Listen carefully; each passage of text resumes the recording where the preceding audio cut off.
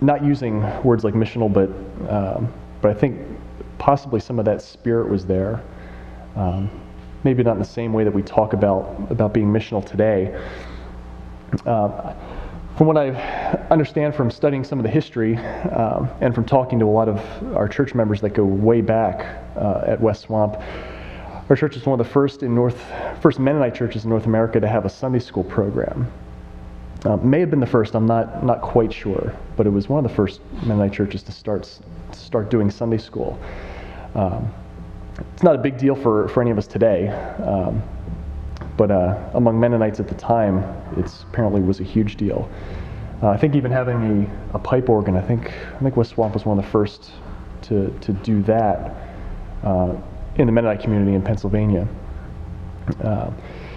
So over the many years since, we've kind of lost touch with some of that spirit of innovation and risk. And one of the things we want to do now is dream about how we might recapture some of that.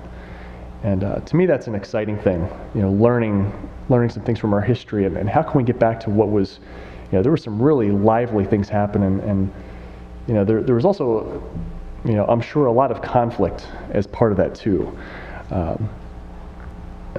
But how can we get back to doing some of those things? And I think it's a wonderful lesson from our history that we can learn from and grow from if we're willing. We do have some issues that we struggle with presently. Declining membership, aging membership, shrinking budgets,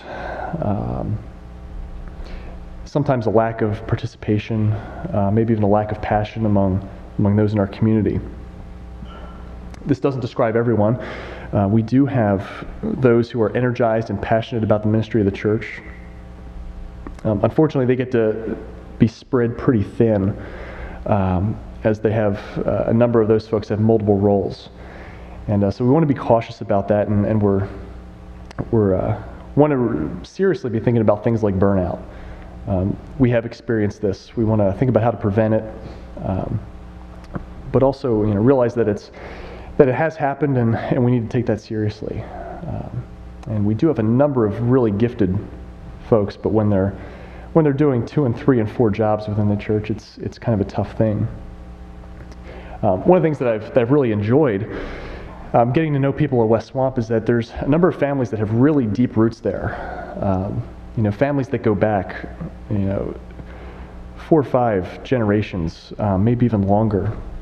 And to me, there's something very cool about that, knowing that you're going to the same church that your great-great-great-grandparents went to. Maybe somebody in your family was one of the ones who founded the church, and that's something, I've never had that experience. We've kind of my family was kind of all over the place. But there is a tendency, as I talk to folks in this kind of situation, to, if you have one church experience and that's been your family going way back, there's a tendency to think that only your church has the kind of issues that we're dealing with. And that maybe the experience that we're having is unique. And it's easy when you're drawing on one experience to feel that way. And it can lead to a kind of a church-wide, a low self-esteem about our church community. Thinking that only my church has these kind of problems, or only my church struggles with this kind of stuff.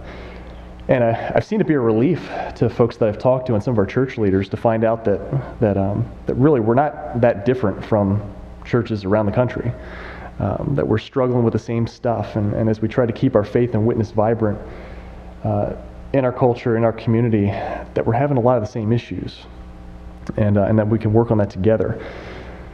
Another dynamic that we deal with at West Swamp is that deals with our congregational makeup. Our church family, in a lot of ways, really is family. A good number of families in our church are connected in some way. So many people married into these families, but a lot of the families all stayed in the church, which is a good thing. Over the years, as the families grew, they tended to remain in the area and remained active in the church. But some other dynamics kind of grew out of that as well. As families were growing and as our church attendance and size of the congregation increased, our emphasis on evangelism and mission seemed to soften a bit. we didn't have to be as intentional about things like evangelism and some of those elements because we were growing, even if it was slow growth. It's not a conscious decision really that anybody made. I think it just kind of happened. A few years ago at West Swamp, there was a desire to think about the structure. How were we organized, and looking for something that would work better, but also be more inclusive of others and create clear lines of communication. And I think it really grew out of a desire folks were seeing, and I don't think this was just a leadership thing, although our former lead pastor was really instrumental in getting this going and really encouraging the process. But I think it did grow out of the congregation, just realizing that we're having some problems with communication. What are we doing? What is the structure serving us as good as it could? And this is, try to explain as best I can. This kind of came about before I was there. I was aware of the process a little bit being in the conference. A few years ago, they took stock of the structure, which I don't think there'd been any changes probably for decades, maybe little things here or there, but probably not a whole lot of change. Some things were okay. Some things needed to be revisioned a little bit.